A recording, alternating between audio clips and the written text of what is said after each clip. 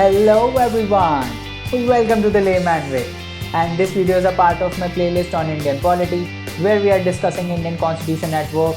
And guys, if you want to view the full course, you can always go on the I button in the top right corner and view our full playlist. Alright guys, these courses are all free for you, so don't forget to smash the like button, subscribe and also turn on the notifications. And if you are following this course, do not forget to leave a comment down below about your progress in the course guys, so that we can motivate one another. And let's get started. चलिए आगे बढ़ते हैं lecture में और start करते हैं judiciary के साथ कि जुडिशरी जो है क्या रोल है जुडिशरी का, क्यों है जुडिशरी और क्या करती है जुडिशरी। ठीक है, तो सबसे पहले बेसिक से स्टार्ट करते हैं। क्या करती है जुडिशरी, क्या करती है। कोर्ट्स जो हैं हमारे वो क्या करते हैं, डिस्प्यूट्स को सेटल करते हैं ना। डिस्प्यूट्स होता है, किसी के बीच में डिस्प्यूट होता है, दो लोगों के बीच में डिस्प्यूट होता है, या ग्रुप ऑफ इंडिविजुअल्स के बीच में डिस्प्यूट होता है, या फिर गवर्नमेंट या इंडिविजुअल के बीच में भी डिस्प्यूट हो सकता है। तो वो लोग सब कहाँ जाते हैं, वो लोग सब जुडिशरी के पास जाते हैं। और जुडिशरी क्या इंश्योर करती है कि जस्टिस डिलीवर हो, है ना।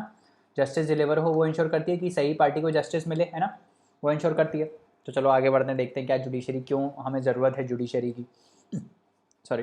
तो सबसे पहले तो देखो हमें इंडिपेंडेंट जुडिशरी की क्यों ज़रूरत है, why do we need an independent judiciary. ठीक है, तो इसका आंसर कहाँ पे आएगा कि जुडिशरी जो है वो काम क्या करती है। ठीक है, तो जुडिशरी क्या काम करती है, it settles the disputes between individuals, between groups, between individuals and groups and government, right। जैसा कि मैंने बताया, इंडिविजुअल्स के बीच में, या फिर इंडिविजुअल या ग्रुप के बीच में, या फिर ग्रुप ऑफ इंडिविजुअल्स के बीच में, या फिर ग्रुप ऑफ इंडिविजुअल्स और गवर्नमेंट के बीच में। तो इनके बीच में अगर कोई प्रॉब्लम आती है, अगर कोई डिस्प्यूट आता है ना, तो थर्ड पार्टी की ज़रूरत पड़ती है। तो थर्ड पार्टी कौन है, वो हमारी जुडिशरी है ना। जुडिशरी इंश्योर करती है कि जस्टिस डिलीवर हो। ठीक है, अब ये क्यों ज़रूरी है कि वो इंडिपेंडेंट हो। ऐसा भी तो हो सकती है कि वो गवर्नमेंट का इन्फ्लुएंस हो और गवर्नमेंट उसको इलेक्ट करे, या जैसे नॉर्मल काम होता है वैसा हो। बट ये गवर्नमेंट के अंडर क्यों नहीं है, ये इंडिपेंडेंट क्यों है, क्योंकि भाई जस्टिस डिलीवर करने वाली बॉडी इंडिपेंडेंट ही होनी चाहिए हमेशा। क्योंकि डिस्प्यूट तो किसी के भी बीच में आ सकता है ना, डिस्प्यूट तो गवर्नमेंट और इंडिविजुअल्स के बीच में भी आ सकता है। तो ज़रूरी थोड़ी है कि गवर्नमेंट सही हो हमेशा, गवर्नमेंट हो सकता है गलत हो। और अगर गवर्नमेंट की ही बॉडी होगी जुडिशरी, तो क्या होगा, वो हमेशा गवर्नमेंट के फेवर में डिसीजन सुनाएगी, है ना। तो इसलिए इससे क्या होगा, अगर मान लो कोई गवर्नमेंट कोई गलती करती है पर गवर्नमेंट को सही ठहरा दिया जाता है, तो क्या होगा, जो लोग हैं लोगों का गवर्नमेंट में विश्वास उठ जाएगा, लोगों का जुडिशरी में विश्वास उठ जाएगा, है ना। तो ये एक डेमोक्रेटिक इंस्टीट्यूशन बनेगा ही नहीं कभी। ठीक है, इसीलिए हमको इंडिपेंडेंट जुडिशरी चाहिए होती है, ताकि कोई इन्फ्लुएंस ना हो किसी चीज़ का, गवर्नमेंट का कोई इन्फ्लुएंस ना हो डिसीजंस में, उसके सही डिसीजन सुनाए, ताकि जस्टिस इंश्योर कर पाए, जस्टिस डिलीवर कर पाए। समझ में आ रहा है, इस वजह से हमको इंडिपेंडेंट जुडिशरी चाहिए होती है। ठीक है, और कौन से प्रिंसिपल के अकॉर्डिंग ये जुडिशरी जो क्लेम्स है वो सेटल करती है, it settles according to the rule of law. हमने पढ़ा था रूल ऑफ लॉ, हम 10 बार पढ़ चुके हैं ना। एविडाइसी का रूल ऑफ लॉ क्या होता है कि भाई सब इक्वल हैं, सब बराबर हैं, लॉ सबके लिए बराबर एप्लीकेबल होगा, है ना। The principal role of judiciary is to protect the rule of law and ensure supremacy of law. Law के ऊपर कोई नहीं है ना, सब बराबर हैं, लॉ के सामने सब बराबर हैं। अगर कल को डोनाल्ड ट्रंप आके बोलते हैं कि हम जुडिशरी के ऊपर हैं, तो वो गलत हो जाएगा, that is not rule of law, है ना। लॉ के सामने सब बराबर हैं, correct. The idea of the rule of law employs that rich poor man women forward backward are subjected to the same law. कोई भी हो, कोई भी इंडिविजुअल हो, चाहे वो अमीर हो चाहे गरीब हो, चाहे मैन हो चाहे वुमेन हो, है ना, चाहे बैकवर्ड क्लास का हो, सबके लिए लॉ बराबर होगा, किसी को कोई पर्टिकुलर फेवर नहीं मिलेगा लॉ में, है ना। यही बोलता है रूल ऑफ लॉ, करेक्ट। आगे बढ़ते हैं। It safeguards the right of an individual, settles disputes in accordance with the law and ensures that democracy does not give way to individual or group dictatorship, है ना। ये क्या ensure करता है कि जो आपके पास राइट्स हैं, हमने देखा था ना आर्टिकल 32 जो है कॉन्स्टिट्यूशनल रेमेडीज़ वाला आर्टिकल जो है, वो क्या करता है, वो सारे जो आपके राइट्स हैं, जो आपके सारे फंडामेंटल राइट्स हैं, उसको प्रोटेक्ट करता है ना। अगर प्रोटेक्ट करने के लिए जुडिशरी नहीं होगा तो क्या होगा, गवर्नमेंट आपका राइट वॉयलेट करता रहेगा। और अगर गवर्नमेंट आपका राइट वॉयलेट करता रहेगा तो क्या होगा, क्या वो डेमोक्रेटिक इंस्टीट्यूशन है, नहीं है डेमोक्रेटिक इंस्टीट्यूशन, है ना। डेमोक्रेसी इंश्योर करने के लिए it is very important that we have an independent judiciary. ठीक है, इंडिपेंडेंट जुडिशरी होना बहुत इंपॉर्टेंट है, ताकि जस्टिस इंश्योर कर पाए, वेलफेयर ऑफ द पीपल, लोगों के वेलफेयर के लिए काम हो पाए। ठीक है, ये इंश्योर करने के लिए हमको क्या चाहिए, हमको चाहिए जुडिशरी, इंडिपेंडेंट जुडिशरी, ताकि कोई एक पर्टिकुलर बंदा, कोई पर्टिकुलर गवर्नमेंट डिक्टेटरशिप ना झाड़े, है ना। समझ में आ रहा है, तो कोई एक पर्टिकुलर एग्जीक्यूटिव की टिरनी ना हो, समझ में आ रहा है, कोई पर्टिकुलर ही इंडिविजुअल ना लीड करता रहे हमेशा, समझ में आ रहा है, कोई जो चाहे अपने मन से कर रहा है ना, वैसा नहीं होना चाहिए, है ना। उसके लिए कौन है, उसके लिए जुडिशरी है, उसके लिए जुडिशियल रिव्यू का प्रोसेस है कि कोई भी एक्शन है उसका जुडिशरी रिव्यू कर सकती है और अगर वो गलत है तो उसको अनकॉन्स्टिट्यूशनल डिक्लेयर कर सकती है, ठीक है। हो गया, समझ में आ गया, आगे बढ़ते हैं। तो वही क्वेश्चन को ये एड्रेस कर रहा है कि what does N independent judiciary mean. Independence judiciary sorry independence ensure करने के लिए जुडिशरी के लिए कॉन्स्टिट्यूशन में क्या क्या प्रोविजंस हैं और इंडिपेंडेंट जुडिशरी का मतलब क्या है। उसका मतलब ये है कि जो अदर ऑर्गन्स है गवर्नमेंट के, जैसे एग्जीक्यूटिव हो गया, जैसे लेजिस्लेचर हो गया, ये जुडिशरी के काम में अड़ंगा नहीं डालेंगे, जुडिशरी के काम में उंगली नहीं करेंगे, समझ में आ रहा है। ये मतलब होता है इंडिपेंडेंट जुडिशरी का। Executive and legislature must not restrain the functioning of judiciary in such a way that it is unable to do justice। ऐसा कुछ हैम्पर एग्जीक्यूटिव और लेजिस्लेचर जो हैं ऐसा कोई हैम्पर नहीं करेंगे उसका काम, ताकि वो जस्टिस जो उसका काम है, जुडिशरी का काम क्या है, जस्टिस डिलीवर करना, ऐसा कुछ एग्जीक्यूटिव और लेजिस्लेचर नहीं करेंगे जिससे वो जस्टिस डिलीवर नहीं कर पा रही है या फिर उसको ऑब्स्ट्रक्शन आ रहा है जस्टिस डिलीवर करने में। ऐसा कोई काम एग्जीक्यूटिव और लेजिस्लेचर नहीं करेंगे। ये मतलब है इंडिपेंडेंट जुडिशरी का। और क्या मतलब है कि other organs of the government should not interfere with the decision of the judiciary. जो जुडिशरी का डिसीजन है वो सब माने, है ना, समझ में आ रहा है, सब माने, चाहे वो एग्जीक्यूटिव हो चाहे वो लेजिस्लेचर हो। अगर जुडिशरी बोलता है कि ये लॉ गलत है, ये लॉ अनकॉन्स्टिट्यूशनल है, तो वो एग्जीक्यूटिव और लेजिस्लेचर को मानना पड़ेगा। एग्जीक्यूटिव को वो इम्प्लीमेंट नहीं करना है और लेजिस्लेचर को वो लॉ स्क्रैप करना है, समझ में आ रहा है। तो वो उनको मानना है और ऐसा, और उनको उनकी फंक्शनिंग में इंटरफेयर नहीं करना है। जो जुडिशरी कर रहा है, जैसे डिसीजन ले रहा है, उसको लेने दीजिए, समझ में आ रहा है। This is called independence. जजेस must be able to perform their functions without fear और फेवर, ठीक है। तो जजेस के ऊपर कोई प्रेशर नहीं होना चाहिए। मान लो गवर्नमेंट का केस आया है, एक साइड पे गवर्नमेंट है, एक साइड पे कोई प्राइवेट इंडिविजुअल है, गवर्नमेंट ने एक इंडिविजुअल का राइट जो है वो छीना है, तो ये डिस्प्यूट जाएगा सुप्रीम कोर्ट में, है ना। सुप्रीम कोर्ट में जाएगा तो वहाँ पे जो जजेस डिसीजन सुना रहे हैं, ठीक है, वो कोई फेवर ना करें किसी एक पर्टिकुलर पार्टी को, वो कोई गवर्नमेंट को फेवर ना करें, समझ में आ रहा है ना। कोई फियर और फेवर में काम नहीं होना चाहिए। मान लो गवर्नमेंट जाके उस जज को बोलती है कि हम आपको राज्यसभा में सीट दे देंगे, है ना, जब आप रिटायर हो गए तो हम आपको राज्यसभा में नॉमिनेट कर देंगे और सीट दे देंगे, तो हो सकता है वो जज गवर्नमेंट के फेवर में डिसीजन सुना दे, है ना। तो ऐसा कोई फियर और फेवर नहीं होना चाहिए, समझ में आ रहा है। तो ये मतलब है इंडिपेंडेंस का कि कोई जजेस इंडिपेंडेंटली काम कर पाएँ, कोई डर से काम ना करें, कोई डर से डिसीजन ना सुनाएं, ना ही किसी के पर्टिकुलर फेवर में डिसीजन सुनाएं, समझ में आ रहा है। ये है इंडिपेंडेंस का मतलब। और क्या है, बाकी जो ऑर्गन्स हैं एग्जीक्यूटिव और लेजिस्लेचर, वो इंटरफेयर ना करें डिसीजन की, जुडिशरी की फंक्शनिंग में, समझ में आया। और क्या है, और ये है कि एग्जीक्यूटिव और लेजिस्लेचर जो हैं वो कुछ ऐसा ना करें जिससे जुडिशरी जो है वो अपना जस्टिस डिलीवर ना कर पाए। कोई रेस्ट्रिक्शन आ रहा है, कोई ऑब्स्ट्रक्शन आ रहा है, ऐसा कोई काम ना करें जिससे कोई ऑब्स्ट्रक्शन आए जुडिशरी की वर्किंग में, ठीक है, समझ में आया, ये मतलब है। आगे बढ़ते हैं। जुडिशरी इज़ देयरफॉर, अब देखो हमने ये तो पढ़ा था कि एग्जीक्यूटिव जो है, हमने ये पढ़ा था ना कि जो एग्जीक्यूटिव है, executive is responsible to the legislature, या फिर हम ये भी बोल सकते हैं कि executive is accountable to the legislature, है ना। अकाउंटेबिलिटी एग्जीक्यूटिव की इंश्योर होती है जब वो लेजिस्लेचर को, मतलब लेजिस्लेचर को रिस्पॉन्सिबल होता है, इसीलिए अकाउंटेबिलिटी इंश्योर एग्जीक्यूटिव की, है ना। बट जुडिशरी तो इंडिपेंडेंट काम करता है, हमने डिस्कस किया कि जुडिशरी तो इंडिपेंडेंट है, इन तीनों के इन तीनों के ऊपर डिपेंडेंट नहीं है, है ना। तो ये किसके ऊपर रिस्पॉन्सिबल होता है, इसकी अकाउंटेबिलिटी हम कैसे इंश्योर करेंगे, हम ये कैसे इंश्योर करेंगे कि जुडिशरी जो है वो अच्छे से काम कर रही है। So judiciary is accountable to whom, to the constitution, to the democratic tradition and to the people of the country, क्योंकि लोग को का विश्वास है जुडिशरी में। Judiciary is accountable to the people. अगर जुडिशरी अच्छे से जस्टिस डिलीवर नहीं करेगी तो लोगों का कॉन्फिडेंस जुडिशरी में और गवर्नमेंट में ख़त्म हो जाएगा, समझ में आ रहा है। तो अगर ऐसे कोई पूछ ले कि जुडिशरी इज़ अकाउंटेबल टू, या फिर ऐसा कोई स्टेटमेंट पूछ ले कि judiciary is not accountable to anyone, तो क्या हो जाएगा, वो स्टेटमेंट गलत हो जाएगा, ऐसे पूछे जाते हैं, ठीक है। तो जुडिशरी, अगर ऐसा कोई स्टेटमेंट आ जाए कि judiciary is not accountable to the legislature, तो वो स्टेटमेंट क्या हो जाएगा, sorry, judiciary is not accountable at all, तो वो स्टेटमेंट गलत हो जाएगा। Judiciary is accountable to the constitution of India, to the democratic traditions and to the people of the country, ये याद रखना, एज इट इज स्टेटमेंट पूछा जा सकता है, ठीक है। Judiciary is accountable to the constitution, to the democratic traditions and to the people of the country, ठीक है, समझ में आ गया। लोगों के प्रति अकाउंटेबल है, कॉन्स्टिट्यूशन के प्रति अकाउंटेबल है, ठीक है। How can the independence of judiciary be provided and protected. अब हमने ये तो बात करी है कि इंडिपेंडेंट जुडिशरी क्या होती है और क्यों नेसेसरी है, बट इसको इंश्योर करने के लिए, जुडिशरी की इंडिपेंडेंस को इंश्योर करने के लिए कॉन्स्टिट्यूशन में क्या क्या प्रोविजंस हैं हम ये भी देख लेते हैं, ठीक है। तो पहला प्रोविजन क्या है कि the legislature is not involve in the process of appointment of जजेस, ठीक है। So there is no scope of politics. तो जजेस का अपॉइंटमेंट आपने फेमस केस सुना होगा है ना, थर्ड जजेस केस था।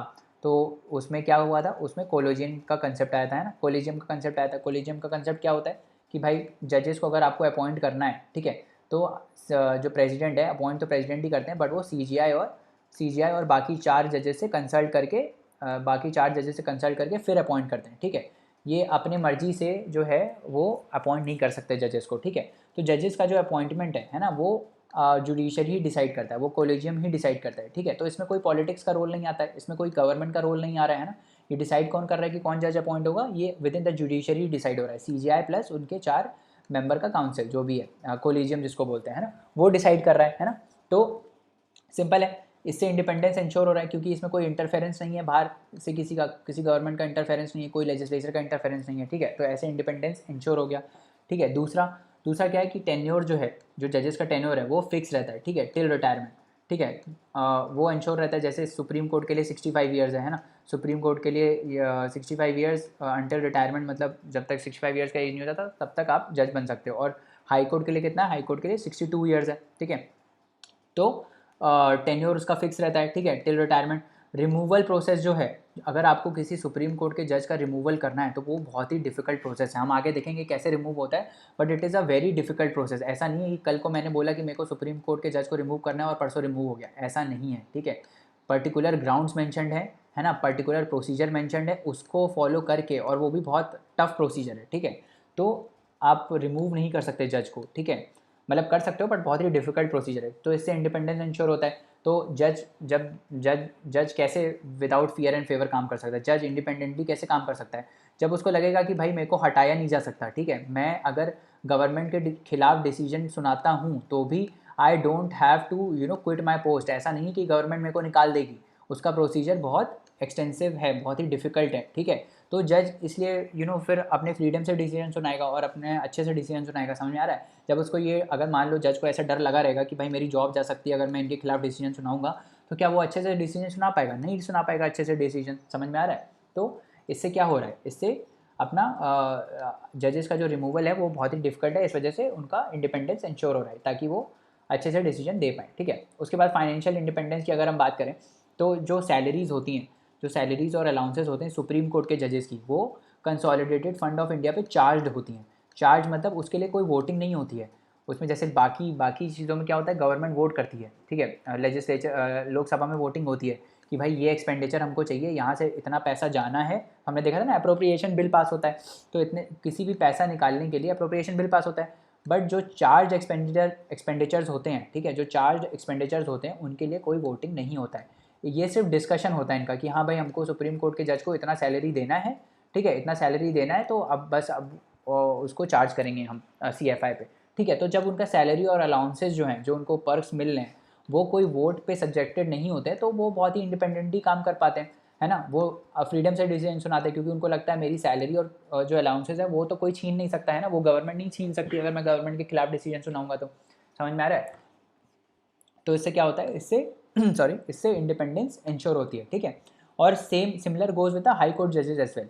तो जैसे सुप्रीम कोर्ट के जजेस का जो सैलरीज एंड अलाउंसेस है वो कंसोलिडेटेड फंड ऑफ इंडिया पे चार्ज होता है। चार्ज मतलब इसके लिए कोई वोटिंग नहीं होता, डिस्कशन हो सकता है पर वोटिंग नहीं होता है, ठीक है। तो ये ऑटोमेटिकली इनको क्रेडिट हो जाता है पैसा, ठीक है, मतलब चार्ज हो जाता है ऑटोमेटिकली हर साल, ठीक है। तो ये फिक्स एक्सपेंडिचर है, ठीक है, इसमें कोई वोटिंग नहीं होता कि इसको हमको सैलरी कम करना है या ऐसा कुछ करना है, ऐसा कोई प्रोसीजर नहीं है, ठीक है। तो सुप्रीम कोर्ट के जज के जो सैलरीज एंड अलाउंसेस होते हैं, they are charge on consolidated fund of India. जो हाई कोर्ट के जजेस के होते हैं, that is charge on consolidated fund of state, ये ध्यान रखना। सुप्रीम कोर्ट के लिए कंसोलिडेटेड फंड ऑफ इंडिया है और हाई कोर्ट के लिए क्या है, कंसोलिडेटेड फंड ऑफ स्टेट, ठीक है। और बट इसमें एक चीज़ याद रखना, इसमें लिखा नहीं है, जो पेंशन होती है ना हाई कोर्ट के जजेस की, that is charge on consolidated fund of India only, ध्यान रखना।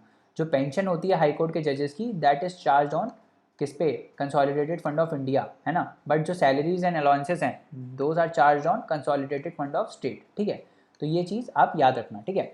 उसके बाद क्या है, उसके बाद the actions and decisions of the जजेस are immune for personal criticism. तो जो बिहेवियर है जजेस का वो आप डिस्कस नहीं कर सकते, ठीक है। मान लो किसी जज ने बहुत ही हार्श डिसीजन सुना दिया है ना, और तो ये सब चीज़ें ना आप डिस्कस नहीं कर सकते, ठीक है। तो they are immune for personal criticism, आप पर्सनली उनको क्रिटिसाइज नहीं कर सकते कि ये तो बेकार है, ये है ना, ऐसे नहीं करना चाहिए था, ये नहीं करना चाहिए था, आप क्रिटिसाइज नहीं कर सकते, ठीक है।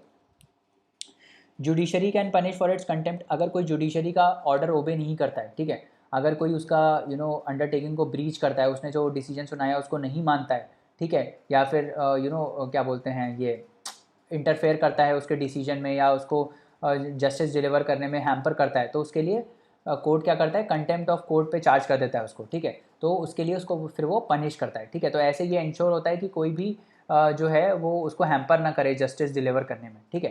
तो इससे इंडिपेंडेंस इंश्योर होता है, ठीक है। तो judiciary can punish for its contempt. Parliament can not discuss the conduct of जजेस except when the proceeding to remove a जजेस बीइंग कैरिड आउट। जैसे मैंने बोला था ना कि कोई कंडक्ट, कोई बिहेवियर, कंडक्ट, ये सब आप जजेस का डिस्कस नहीं कर सकते पार्लियामेंट में अनटिल एंड अनलेस उनके रिमूवल का प्रोसेस चल रहा हो। जब आप सुप्रीम कोर्ट के या हाई कोर्ट के जज का रिमूवल प्रोसेस करते हो, उस केस में आप you can discuss the conduct and behaviour, but not in the normal proceedings. Normal proceedings में आप सुप्रीम कोर्ट और हाई कोर्ट के जजेस का क्या बोलते हैं, कोर्ट जो है, मतलब जो भी बिहेवियर है और कैरेक्टर है, उसको आप डिस्कस नहीं कर सकते, ठीक है। समझ में आया। तो अगर कोई ऐसे रेस्ट्रिक्ट कर रहा है जस्टिस डिलीवर करने में, परेशान कर रहा है जुडिशरी को, तो कंटेम्प्ट ऑफ कोर्ट चार्ज हो जाता है, ठीक है। समझ में आ रहा है। तो ऐसे क्या होता है, ऐसे इंडिपेंडेंस इंश्योर होता है जुडिशरी का, ठीक है। समझ में आया। आगे बढ़ते हैं। अब अगर हम अपॉइंटमेंट ऑफ जजेस की बात करते हैं कि जजेस जो हैं वो अपॉइंट कैसे होते हैं, हाउ आर जजेस अपॉइंटेड, ठीक है। तो इसका सिंपल सा प्रोसीजर होता है कोलोजियम का, जैसे मैंने आपको मेथड बताया था कि कैसे होता है। प्रेसिडेंट होता है, प्रेसिडेंट अपॉइंट करता है, ठीक है। अब प्रेसिडेंट को एड एंड एडवाइस करने के लिए कौन है, अपना काउंसिल ऑफ मिनिस्टर्स है, PM headed by the council of ministers, ठीक है, वो एड एंड एडवाइस करते हैं। उसके बाद क्या होता है, जो कोलेजियम की मैंने बात किया था, कोलेजियम में कौन होता है, सीजीआई होते हैं अपने, और 4 जजेस होते हैं, ठीक है। 4 जजेस होते हैं और सीजीआई होते हैं, तो सीजीआई कंसल्ट करते हैं इन 4 जजेस से, ठीक है। सीजीआई इन 4 जजेस से कंसल्ट करते हैं और फिर अपना डिसीजन बताते हैं कि हमारी तरफ से ये बंदा जो है ये अपॉइंट होना चाहिए एज अ जज, ठीक है। तो ये प्रेसिडेंट क्या करता है, रिकमेंडेशन ऑफ कोलिजियम लेता है, फिर एड एंड एडवाइस लेता है प्राइम मिनिस्टर की, और फिर अपॉइंट कर देता है। समझ में आ रहा है। तो जजेस का अपॉइंटमेंट समझ में आया कैसे होता है। जजेस का अपॉइंटमेंट कैसे होता है, CGI should consult with other 4 members, ठीक है, इसको बोलते हैं कोलोजियम, ये पूरे सेटअप को बोलते हैं Colosseum. When CGI consults with the 4 other जजेस ऑफ द सुप्रीम कोर्ट, ठीक है। फिर वो नाम रिकमेंड करता है कि हमारी तरफ से ये रिकमेंडेशन है। Then president takes these recommendations, और फिर एड एंड एडवाइस जो होता है काउंसिल ऑफ मिनिस्टर्स उनको एड एंड एडवाइस करते हैं, वो रिकमेंडेशंस लेते हैं, फिर वो अपॉइंट कर देते हैं, ठीक है। तो एंड में अपॉइंट कौन करता है, एंड में अपॉइंट तो प्रेसिडेंट ही करता है, एग्जीक्यूटिव ऑर्डर प्रेसिडेंट का ही होता है, प्रेसिडेंट ही अपॉइंट करता है, but he has to consult with whom, he has to consult with CGI with a collegium, ठीक है। समझ में आया, CGI along with 4 other judges, ठीक है। ये हो गया, समझ में आया कैसे पॉइंट होता है। अब आगे पढ़ लेते हैं।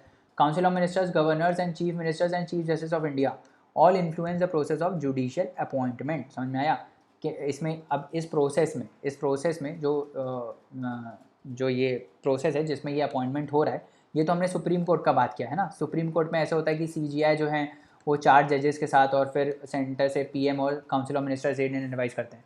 बट हाई कोर्ट के लिए कैसा होता होगा, हाई कोर्ट के लिए भी ऐसे ही सेम प्रोसेस होता है ना, बट वहाँ पे स्टेट का व्यू लिया जाता है ना, वहाँ पे उनका व्यू लिया जाता है। समझ में आ रहा है। तो किनका रोल रहता है, काउंसिल ऑफ मिनिस्टर्स का रोल रहता है, गवर्नर्स का रोल रहता है, चीफ मिनिस्टर्स का रोल रहता है ना, चीफ जस्टिस ऑफ इंडिया का रोल रहता है। तो ये सब मिलके जुडिशियल अपॉइंटमेंट को क्या करते हैं, इन्फ्लुएंस करते हैं। समझ में आया। तो सीजीआई कन्वेंशन ये है कि सीनियर मोस्ट जज ऑफ जो सुप्रीम कोर्ट है वो सीजीआई बनता है, ठीक है।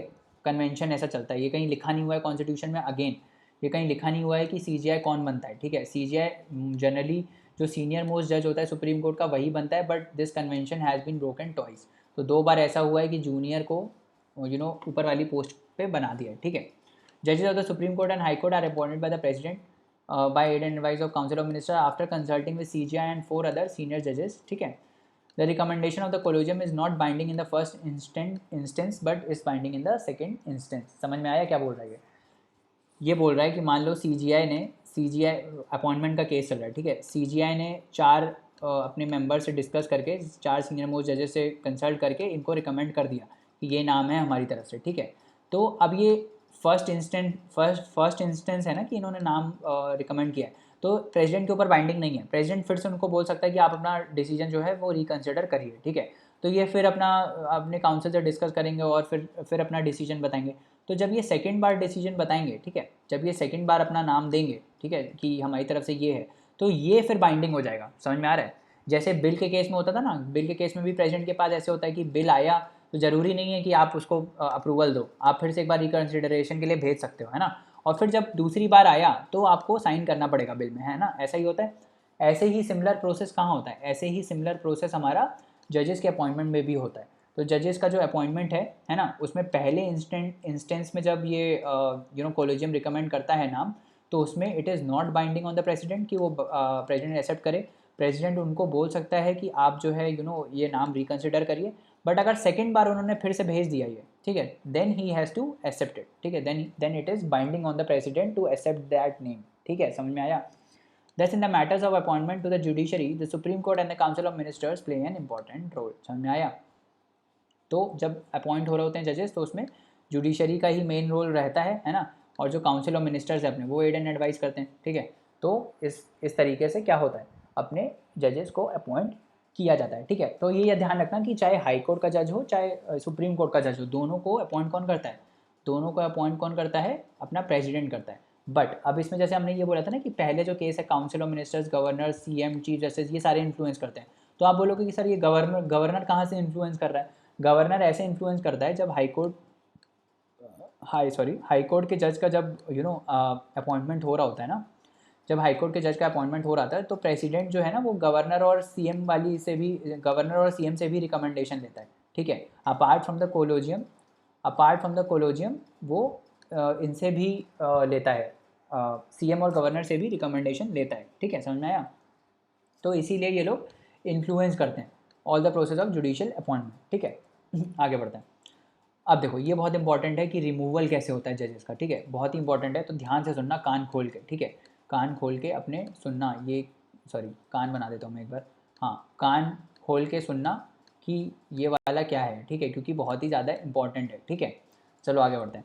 तो देखो जजेस को अगर आपको रिमूव करना है, हमने ये देखा था कि जजेस को अगर आपको रिमूव करना है तो क्या है, तो प्रोसेस जो है वो बहुत ही डिफ़िकल्ट है, ठीक है। अब हम ये देखते हैं कि ये डिफ़िकल्ट प्रोसेस है क्या, और ये आपको याद रखना है कि ये प्रोसेस कैसे होता है, ठीक है। ये how does this process work, ये आपको याद रखना है, ठीक है।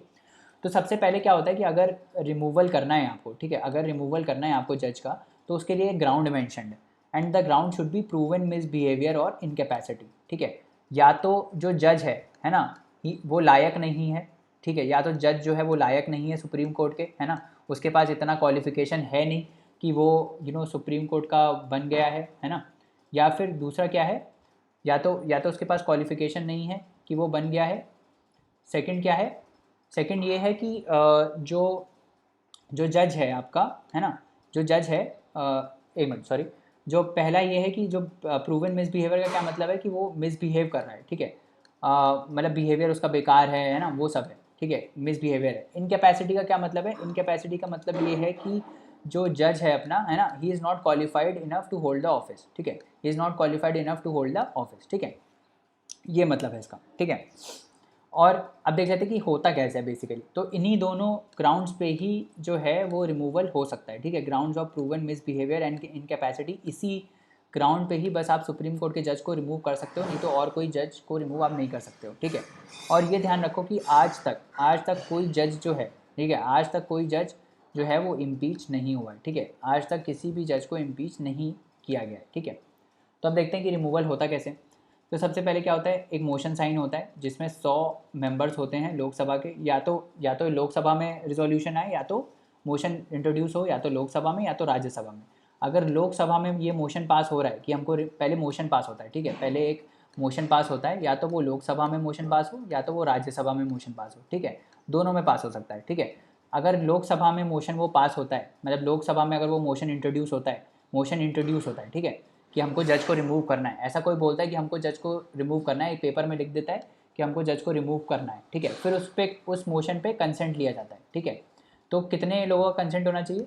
लोकसभा में 100 लोगों का कंसेंट होना चाहिए और राज्यसभा में 50 लोगों का कंसेंट होना चाहिए, तभी जाके ये मोशन आगे फर्दर मूव करता है। अगर इतने लोगों का कंसेंट नहीं है तो वो मोशन वहीं पे रुक जाता है, वो मोशन वहीं पे रिमूव हो जाता है, ठीक है। तो समझ में आया क्या होता है। सबसे पहले जो मोशन है, ठीक है, सबसे पहले जो मोशन है वो इंट्रोड्यूस होता है, या तो वो लोकसभा में हो सकता है या तो वो राज्यसभा में हो सकता है। अगर वो लोकसभा में इंट्रोड्यूस होता है तो 100 लोगों को कम से कम उसको 100 लोगों को कम से कम उसको अप्रूव करना पड़ेगा लोकसभा में। और अगर राज्यसभा है तो उसमें कम से कम 50 लोगों को उसको अप्रूव करना पड़ेगा, ठीक है। इसके बाद ये स्पीकर, अच्छा ये जो मैटर होता है ना, ये स्पीकर या चेयरमैन के पास होता है। अगर लोकसभा है तो उसमें स्पीकर के पास अथॉरिटी होती है कि वो मोशन को एक्सेप्ट करे या ना करे। राज्यसभा है तो उसमें किसके पास होती है, उसमें चेयरमैन के पास होती है कि वो एक्सेप्ट करे या ना करे, ठीक है। समझ में आया। तो ऐसा हो सकता है कि स्पीकर एक्सेप्ट ना करे, तो अगर स्पीकर एक्सेप्ट नहीं करता है तो वहीं पे मोशन रद्द हो जाता है, ठीक है। तो पहला स्टेप क्या है हमारा कि हम मोशन इंट्रोड्यूस करेंगे। अगर लोकसभा में इंट्रोड्यूस कर रहे हैं तो 100 लोगों को उसको साइन करना पड़ेगा मोशन को, और अगर राज्यसभा में इंट्रोड्यूस कर रहे हैं तो 50 लोगों को उसको साइन करना पड़ेगा, ठीक है। और फिर वो स्पीकर के पास जाता है, स्पीकर के पास डिसीजन होता है, या तो वो एक्सेप्ट करे या तो वो उसको रिजेक्ट कर दे। अगर वो रिजेक्ट कर देता है तो वहीं पे ही स्क्रैप हो जाता है बिल। और अगर नहीं करता है रिजेक्ट, मान लो एक्सेप्ट कर लेता है, तो क्या होता है, हम आगे देखते हैं कि तो क्या होता है। तो ये होता है कि स्पीकर जो है, if the speaker accepts it, उसके बाद क्या होता है, 3 मेंबर की कमेटी बनती है, ठीक है। 3 मेंबर की कमेटी बनती है जब ये स्पीकर एक्सेप्ट कर लेता है। अगर स्पीकर ने मोशन एक्सेप्ट कर लिया रिमूवल ऑफ जजेस का, तो 3 मेंबर की कमेटी बनती है। और वो कमेटी क्या करती है, वो कमेटी स्क्रूटिनाइज करती है चार्जेस को, जो चार्जेस लगे हैं ना जज पे, उसको स्क्रूटिनाइज करती है, उसको इन्वेस्टिगेट करती है कि ये चार्जेस सही हैं कि नहीं।